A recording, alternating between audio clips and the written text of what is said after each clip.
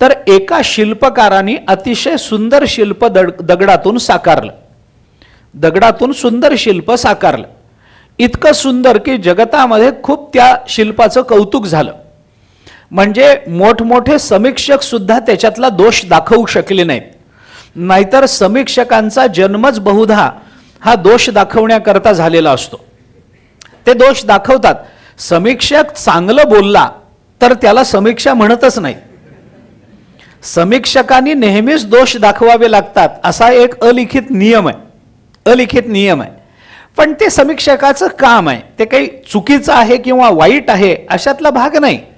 समीक्षा केल्यानंतर आपल्याला वाईट वाटतं दोष दिसल्यामुळे, पण ते काही गौण असतं. त्याला एका कवीच्या एक काव्य वर्तमानपत्रामध्ये त्यांनी प्रसिद्ध केलं. त्याच्यावर पुष्कळ समीक्षा झाल्या आणि एकाही समीक्षकांनी त्याला चांगलं म्हटलं नाही. अनेक समीक्षकांनी त्याला नावं ठेवली. ती नावं ठेवल्यानंतर त्या कवीला वाईट वाटलं. तो आपल्या गुरुजींकडे किंवा ज्यांना तो मानत होता त्यांच्याकडे गेला आणि त्यांना म्हणाला, अहो असं बघा ना, काव्य माझं खूप चांगलं आहे. आम्ही ज्यांना ज्यांना वाचून दाखवलं त्यांना ते आवडलंय, पण वर्तमानपत्रामध्ये एकाही समीक्षकांनी त्याच्याबद्दल चांगले उद्गार काढले नाहीत. मला वाईट वाटतं. काव्यकृती आपली वाया गेली असं वाटतं. त्याच्या गुरुनी, अनुभवी गुरुनी त्याला सांगितलं, वाईट वाटून घेऊ नकोस. समीक्षक बोलतात. तुला एकच सांगतो, आजपर्यंत या जगतामध्ये कुठेही समीक्षकाचा पुतळा उभा केलेला नाही. त्यामुळे ते तुला बोलले तरी त्याचं वाईट वाटून घेऊ नको. त्यांचं कामच ते असतं. आता याच्यामध्ये काय, हे बाकीचा गंमत याच्यातली सोडून द्या. त्या शिल्पाचं कौतुक झालं.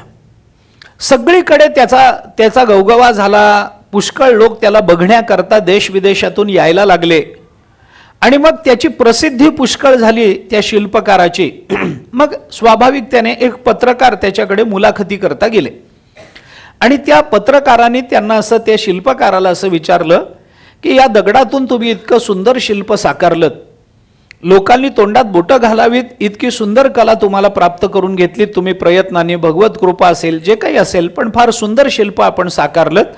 तर या दगडातून हे शिल्प साकारताना तुमच्या मनामध्ये काय येत होतं? असं कसं दगडामधून हे शिल्प तुम्हाला दिसलं आणि तुम्ही साकारलं? तर त्या शिल्पकाराने त्याला उत्तर देताना असं सांगितलं की मी दगडातून शिल्प साकारलं नाही.